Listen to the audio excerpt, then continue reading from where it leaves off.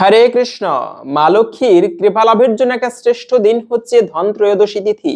এই দিনে স্বয়ং মা লক্ষ্মী দেবী তিনি আবির্ভূত হয়েছে।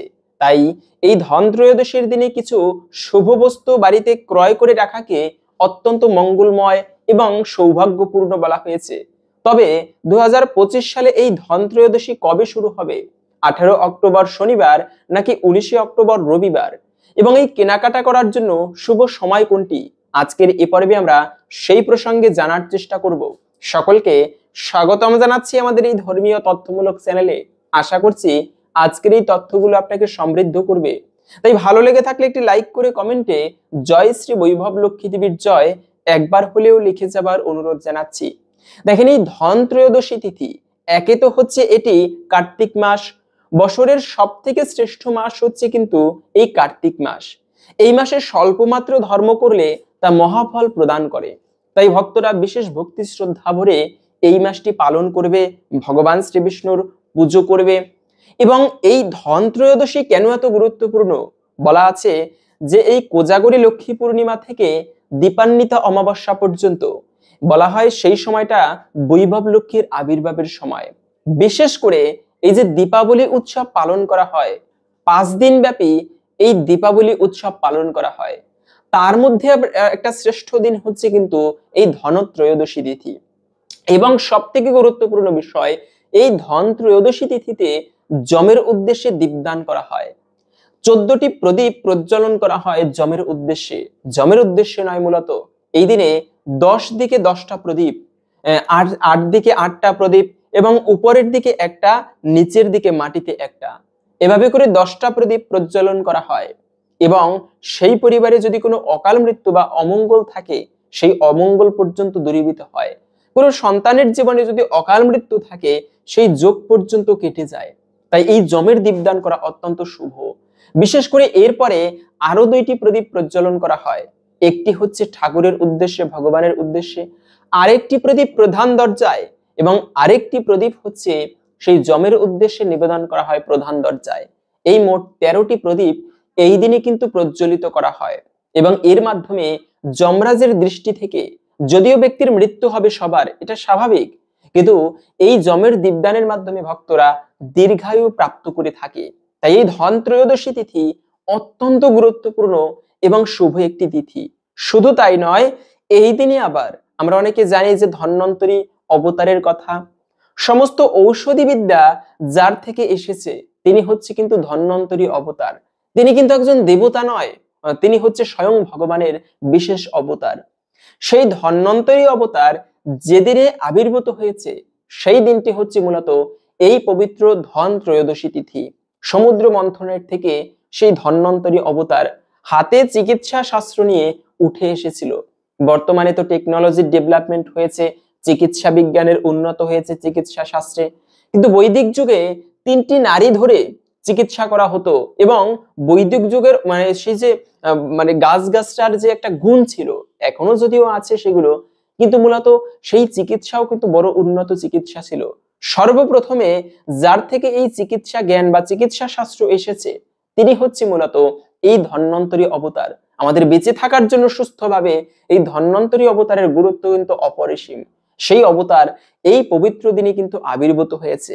শুধু তাই নয়, এই দিনেই আবার কেন এতটা গুরুত্বপূর্ণ এই ধন ত্রয়োদশী দিন?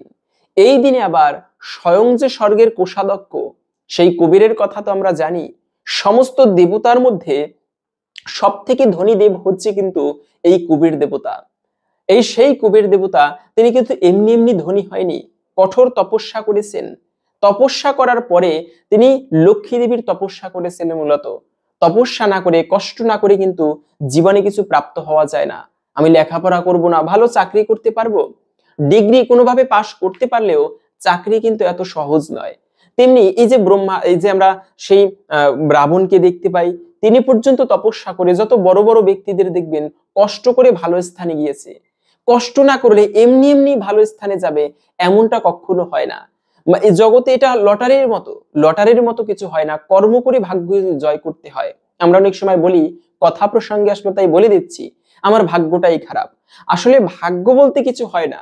হ্যাঁ, ভাগ্য হয় নিজের কর্ম দ্বারা সেই ভাগ্যকে জয় করতে হয়। কারো ভাগ্যে ভালো কিছু নেই, হয়তোবা কারো জন্মগতভাবে সে পূর্বজন্মে তেমন কর্ম করেছে যে কারণে জন্মগতভাবে কিছু বিষয় পাচ্ছে, কিন্তু প্রকৃতই ভাগ্য তৈরি হয় কর্ম অনুসারে।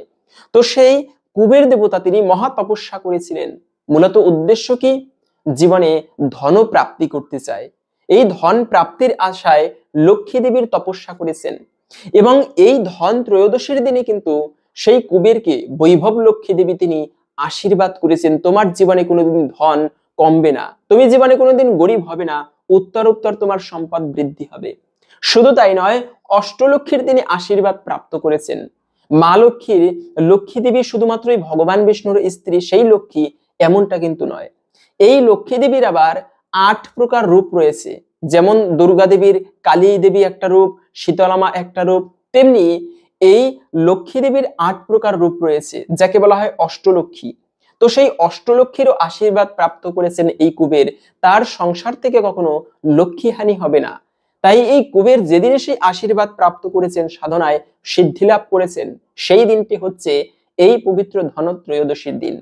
তাই এই দিনে আবার ভক্তরা বিশেষ ভক্তি শ্রদ্ধা ভরে সেই কুবেরের পুজো করবে। জীবনে ধনী হতে চাইলে, জগতে ধন সম্পদ টাকা পয়সা সবাই কিন্তু প্রাপ্ত করতে চায়, কি সাধু কি অসাধু সবাই আমরা ধন সম্পদ প্রাপ্ত করতে চাই। তো সেই ধন সম্পদ প্রাপ্ত করতে চাইলে আপনারা এই দিনে কুবের দেবেরও পুজো করতে পারেন। কুবেরের পুজো করা হয়। পাশাপাশি হচ্ছে এই দিনের সব থেকে গুরুত্বপূর্ণ বিষয় যে সমুদ্র মন্থনের থেকে স্বয়ং মা লক্ষ্মী দেবী তিনি আবির্ভূত হয়েছেন। বৈভব লক্ষ্মী দেবী, ভগবান বিষ্ণু মূলত একবার লক্ষ্মী দেবী ভগবানের প্রতি অভিমান করে তিনি সমুদ্রের তলদেশে ডুব দিয়েছিলেন এবং এই যে ডুব দিয়েছে ভগবান লক্ষ্মী ছাড়া হয়েছে। এদিকে তখন দুর্বাসা মুনিও স্বর্গে ইন্দ্রকে অভিশাপ দিয়েছে যে ইন্দ্র তুমি লক্ষ্মী ছাড়া হও। এদিকে ইন্দ্র স্বর্গরাজ্য হারালো, লক্ষ্মী ছাড়া হলো, ওদিকে ভগবান বিষ্ণু লক্ষ্মী ছাড়া। তো এইভাবে করে ভগবান তখন কি করবে? স্ত্রী লক্ষ্মী দেবী ছাড়া তার সেবা হয় না। তখন ভগবান বিষ্ণু দেবতাদেরকে নির্দেশ দিল, তোমরা একটা কাজ করো, সমুদ্র মন্থন করো, সেখান থেকে অমৃত উঠে আসবে এবং লক্ষ্মীও উঠে আসবে, তোমরা ধন লক্ষ্মী দেবীর আশীর্বাদ প্রাপ্ত করবে এবং অমৃত পান করে অজেয় হতে পারবে। এরপরে মূলত সেই সমুদ্র মন্থন করা হচ্ছিল। সেই সমুদ্র মন্থনের থেকে অনেক কিছু উঠে এসেছিল, ধন্বন্তরী অবতার উঠে এসেছে এবং লক্ষ্মী দেবী আসার আগে অলক্ষ্মী আবির্ভূত হয়েছে। তারপরে মূলত স্বয়ং ভগবান বিষ্ণুর স্ত্রী মাতা বৈভব লক্ষ্মী তিনি আবির্ভূত হয়েছেন এই পবিত্র ধনত্রয়োদশী তিথিতে। তাই এই দিনটি বিশেষ করে ভক্তরা ভক্তি ভরে মা লক্ষ্মী দেবীরও পুজো করে। অনেকে প্রশ্ন করতে পারেন, লক্ষ্মী পুজো তো হয় সাধারণত বৃহস্পতিবারে অথবা পূর্ণিমা তিথিতে, তবে আমরা কেন লক্ষ্মী পুজো এই এই ধনত্রয়োদশী তিথিতে করব? সেক্ষেত্রে এই দিনটি হচ্ছে মা লক্ষ্মীর দিন। শাস্ত্রে ভক্তরা মনে করে থাকে বিশেষ করে এই দিনে স্বয়ং মা লক্ষ্মী দেবী প্রত্যেকটা বাড়িতে অবস্থান করে। তাই আপনারা এই দিনে বিশেষ করে লক্ষ্মী দেবীর কৃপা লাভের জন্য সেই লক্ষ্মী নারায়ণের পুজো করতে পারেন। এতেও সংসারের দারিদ্রতা দূরীভূত হবে, সংসারে মা লক্ষ্মীর কৃপায় সমৃদ্ধি আসবে। পাশাপাশি হচ্ছে এই দিনে কিন্তু কিছু কাজ করাকে অত্যন্ত অশুভ বলা হয়েছে। যদিও বা এই ধনত্রয়োদশী দিনে আমরা সবাই জানি কিছু মঙ্গলময় বস্তু ক্রয় করে রাখাকে অত্যন্ত শুভ বলা হয়েছে শাস্ত্র অনুসারে, হলেও তার মানে এটা নয় যে আমার টাকা পয়সা নেই ততটা আমি ধার করে সেই জিনিস কিনবো, না, এটা করা যাবে না। যদি সেরকম টাকা থাকে তবে আপনি কিনতে পারেন, কিন্তু ধার করে কোনো জিনিস কিন্তু এই ধনত্রয়োদশীর দিনে কেনা একান্ত উচিত নয়। কেননা যত ব্যক্তি ঋণ হবে, এই ঋণকে সব থেকে খারাপ বলা হয়েছে। তাই ঋণ, রোগ এবং অগ্নি তিনটি জিনিস কিন্তু খুবই ভয়ানক। প্রথমত হচ্ছে ধার করে কিছু কেনা উচিত নয়, এতে কিন্তু আরো লক্ষ্মী হানি হয়, সেই সংসার থেকে লক্ষ্মী দেবী দূরীভূত হয়, বিদায় নিয়ে চলে যায়। কেন? যে সংসার ঋণী সেখানে অলক্ষ্মী বাস করে, সেখানে প্রকৃতই লক্ষ্মী দেবী অবস্থান করে না। দ্বিতীয়ত হচ্ছে এই দিনে কাউকে ধার দিতেও নেই। কেন? টাকা পয়সা ধার দেওয়া যদি অনেক সময় অতিরিক্ত জরুরি ক্ষেত্রে সেটা ভিন্ন বিষয়, তবে যতটা সম্ভব ধার দেওয়া নেওয়া থেকে দূরে থাকা উচিত। পাশাপাশি হচ্ছে এই দিনে আপনারা অবশ্যই একটা প্রদীপ প্রজ্বলন করবেন, যেহেতু এই দিনে যমের উদ্দেশ্যে দীপদান করা হয়। আরো কার্তিক মাস, এই মাসের সর্বশ্রেষ্ঠ কাজ হচ্ছে ভগবানের উদ্দেশ্যে প্রদীপ দান করা। তাই আপনারা এই দিনে ভগবানের উদ্দেশ্যে প্রদীপ প্রজ্বলন করবেন এবং অবশ্যই এই দিনে যে জিনিসগুলো কিনে রাখাকে অত্যন্ত শুভ বলা হয়েছে, সাধারণত বলা হয় কড়ি কেনার কথা, ঝাড়ু কেনার কথা, এগুলো মঙ্গলময়। কিন্তু আমি বলবো এসব জিনিস নয়, আপনি এই জিনিসগুলো ক্রয় করে রাখুন, এতে বিশেষ মঙ্গল হবে, বেশি টাকা লাগে না এগুলো কিনতে।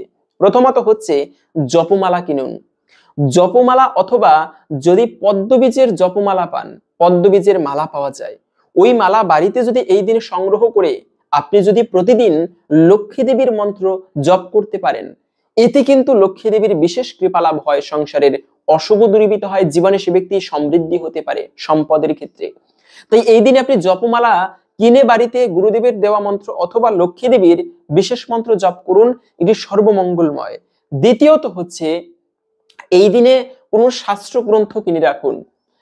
খুবই গুরুত্বপূর্ণ বিষয়, কেননা জ্ঞানের উপরে পবিত্র বস্তু জগতে কিছু নেই। তাই সেই শাস্ত্র পবিত্রতম গ্রন্থ অথবা শ্রীমদ্ ভগবদ গীতা এই দিনে বাড়িতে কিনে রেখে প্রতিদিন একটা করে শ্লোক আপনি বাড়িতে পাঠ করুন, দেখবেন ভগবানের কৃপা অবশ্যই প্রাপ্ত হবে এতে। তৃতীয়ত হচ্ছে এই দিনে স্বর্ণ ধাতু কেনাও খুবই শুভ বলা হয়েছে। স্বর্ণ ধাতু বিভিন্ন ধর্মানুষ্ঠানে লাগে। পাশাপাশি হচ্ছে অবশ্যই যদি আপনার একটা ঠাকুর মূর্তি কেনার ইচ্ছা থাকে, যে আমি ঠাকুর সেবা করব, সামর্থ্য থাকে যদি, একটা ভালো ঠাকুর মূর্তি কিনতেই হবে এরকম নয়, যার প্রয়োজন যে আমি সেবা করব, একটা ভালো ঠাকুর মূর্তি কিনে রাখুন। কারণ এই ধন ত্রয়োদশী দিন সেখানেই মা লক্ষ্মী অবস্থান করে যেখানে নারায়ণের সেবা হয়।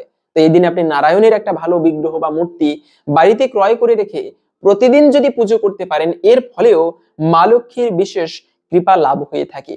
তবে মূলত এই দিনে ভুলেও যে জিনিসগুলো কেনা উচিত নয়, প্রথমত হচ্ছে কালো কোনো কাপড় কিনবেন না। দ্বিতীয়ত হচ্ছে প্লাস্টিকের কোনো বিষয়। এই প্লাস্টিকের জিনিস হচ্ছে কেতু গ্রহের প্রতীক, আর কেতুর দোষ পড়ে বা দৃষ্টি পড়ে অশুভ দৃষ্টি। তাই এই দিনে কালো কোনো বিষয় এবং প্লাস্টিকের আর্টিফিশিয়াল কোনো কিছু কেনা উচিত নয়। এবং কথা হচ্ছে এই ধনত্রয়োদশী 2025 সালে কবে পালন করতে হবে? 28শে অক্টোবর সেই শনিবার, নাকি 19শে অক্টোবর, 18ই অক্টোবর শনিবার, নাকি 19শে অক্টোবর রবিবার? তো ধনত্রয়োদশী তিথি শুরু হবে আগামী 18 অক্টোবর শনিবার দুপুর 1:12 থেকে, শেষ হবে 19শে অক্টোবর রবিবার দুপুর 1:54 পর্যন্ত। তো এজন্য মূলত ধনত্রয়োদশী পালন করতে হবে 18 অক্টোবর শনিবার। এবং কেনাকাটার শুভ সময় হচ্ছে এই ধনত্রয়োদশী যখন শুরু হবে দুপুর 1:22 থেকে সন্ধ্যার আগে পর্যন্ত আপনারা ক্রয় করবেন। এবং 18 অক্টোবর যদি মিস করেন, তবে পরের দিনেও এই ধনত্রয়োদশী তিথি শেষ হওয়ার আগে পর্যন্ত আপনারা কিনে রাখতে পারেন। এবং যারা হচ্ছে লক্ষ্মী পুজো করবে, সেই পুজো করার শুভ সময় হচ্ছে সন্ধ্যা 7:31 থেকে 8:28 পর্যন্ত। এই সময়টুকুর মধ্যে কেনাকাটা করার জন্য শুভ সময়। তো আশা করছি আজকের এই তথ্যগুলো আপনাকে সমৃদ্ধ করেছে। অবশ্যই ভালো লাগলে একটা লাইক করে কমেন্টে জয় শ্রী বৈভব লক্ষ্মী দেবীর জয় একবার হলেও লিখে যাবার অনুরোধ জানাচ্ছি। মা লক্ষ্মীর কৃপায় সকলের জীবনে সমৃদ্ধ হোক এই কামনা করে আজকের ভিডিওটা এখানে সমাপ্ত করছি। হরে কৃষ্ণ।